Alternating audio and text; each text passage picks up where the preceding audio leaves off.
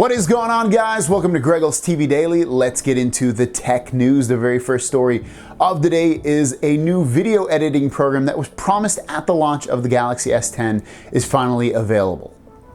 And that app is the exclusive Adobe Premiere Rush app for Samsung devices.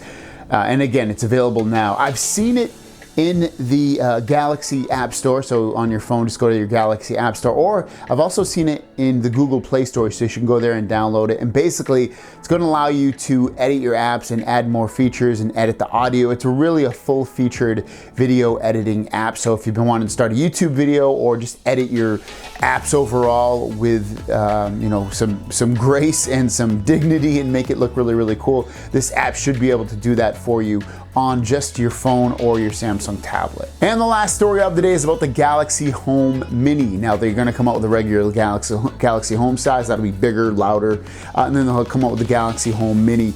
These are going to be smart speakers. They should be out very, very soon. They both passed through the FCC at this point in terms of their Wi-Fi and Bluetooth certifications, and we've gotten basically a first look at what the Galaxy Home Mini is going to look like. And it looks like kind of like a big oval thing here with USB-C charging, it looks like, on the back of this.